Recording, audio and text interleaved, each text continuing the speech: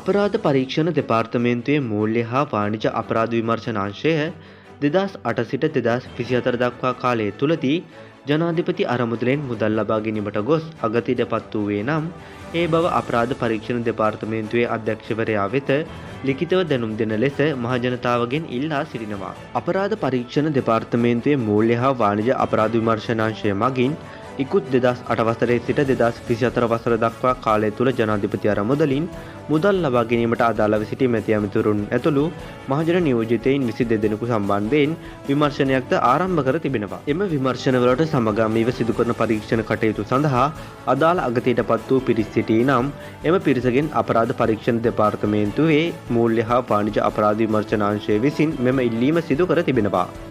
මෙම විමර්ශන කටයුතු සිදු කරනු ලබන්නේ එම දෙපාර්තමේන්තුවට ලැබුණු පැමිණිල්ලකට අනුවයි. පසුගිය දෙවනදා විමර්ශනයන්ට අදාළව ජනාධිපති අරමුදලේ ගිණුමෙන් නිකුත් කරන ලද චෙක්පත් පිළිබඳ විස්තර ලබා ගැනීම සඳහා විමර්ශන නිලධාරීන් කොටුව මහේස්ත්‍රාත් අධිකරණයෙන් නියෝගයක්ද ලබාගෙන තිබෙනවා.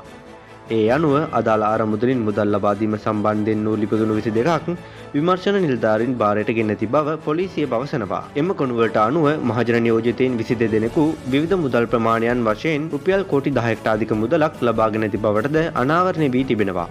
ඒ අතරින් කෙහෙලිය රඹුක්වැල්ල, දීමු ජයරත්න හා ටීබී ඒකනායක යන මහතුරුන් නැවත ලබා දෙන පදනමින් අරමුදලෙන් මුදල් ලබාගෙන ඇති අතර ඔවුන් නැවත එම මුදල් පියවා ඇද්ද යන්න පිළිබඳව විමර්ශන ක්‍රියාත්මක බවද වාර්තා වෙනවා. මුදල් ලබාගත් මහජන නියෝජිතයින් ඉදිරියේදී අපරාධ පරීක්ෂණ දෙපාර්තමේන්තුව වෙත ගෙන්වා ප්‍රකාශ සටහන් කර ගැනීමට නියමිත බවද විමර්ශන නිලධාරීන් පවසනවා.